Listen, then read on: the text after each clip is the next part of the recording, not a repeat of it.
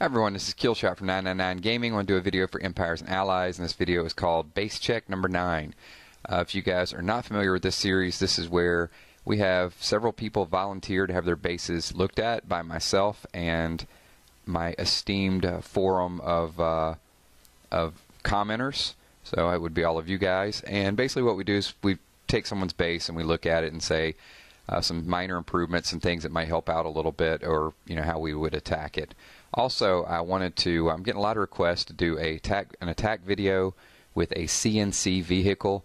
I don't use these a lot, but I am upgrading just because there's several people asking me about it, and I will show you guys how to properly use it. It's just, I raid with Rangers so much and they're so cheap and so fast for me to replace. When you do a bad raid with a CNC vehicle and you lose that, it just takes a long time to redo it. But I'll throw that together pretty soon, maybe tomorrow. First base we're going to take a look at is 808-50, and I'm very familiar with this base because this is probably one of my first bases and something I used for a long time. I had a very successful defense ratio with it, and then people started using Tomahawks a lot more, and this base was not very well equipped for Tomahawks. It worked really well against Rangers, but because this looks almost exactly like my former base, I can tell you several things that's wrong with it. Early on in the game, I wanted to protect my resources, as you're doing. That's not really important at your headquarter level, because when people get 100%, they're getting your resources anyway. So the key is in this base is really to protect your defenses, and you've got all three of those artillery completely unprotected. So we need to get the artillery behind the walls.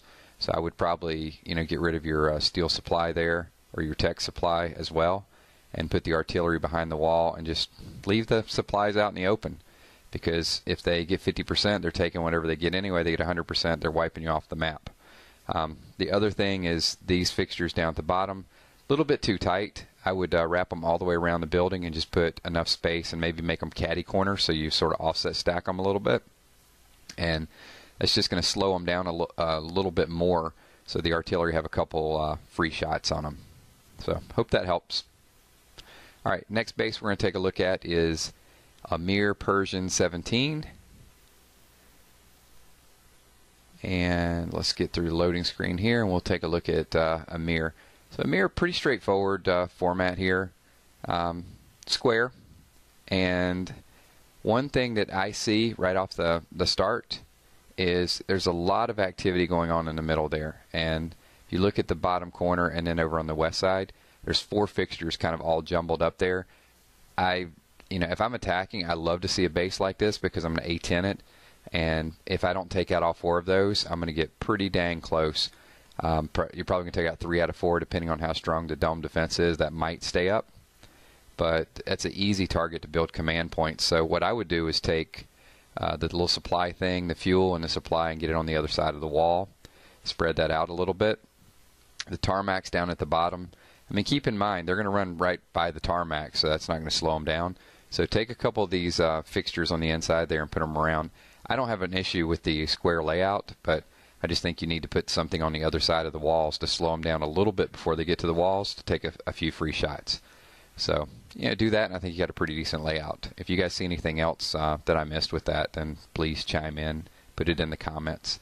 So the last base I'm going to take a look at tonight, once we scroll through a lot of these names, is going to be Ryan S. There we go, we got Ryan. So with Ryan's base, he's level 38, and I do like this layout. I definitely like the middle, but I'm going to focus on the things that I'd like to see improve first and foremost. Is he uses his supplies on the outside as a wall. It's not terrible, but it is easy command points because 2 or 3 of those fixtures can be taken out at one time. We'll get back to where I would move those 2 in a second. I love the inside here. I think the inside is very well protected. You get walls around your artillery. It's going to be very hard to get to the headquarters. Everything that they attack is going to be within range. You kind of chose to leave the towers on the outside. I might move the towers in just a little bit and take one of the cheaper fixtures that you don't mind losing. Like your command center or something, put it on the outside. I don't like the soldiers over behind the trees there. It's very nichey, if they happen to come into that area first, your soldiers are going to get a little bit of a pop. If they come in anywhere else, they're not even going to see the soldiers in battle, so they're not going to help you. The artillery, I think for your headquarter level, are a little bit low. I would definitely focus on getting your defenses up a little bit higher. But other than that, I think you got a very good core on the inside there. I would keep that the same. I'd probably take your supply buildings and move them a little bit around the outside, and I would get those soldiers kind of away from there and get them where they're going to do some good, maybe somewhere in the middle. Real quick sneak peek.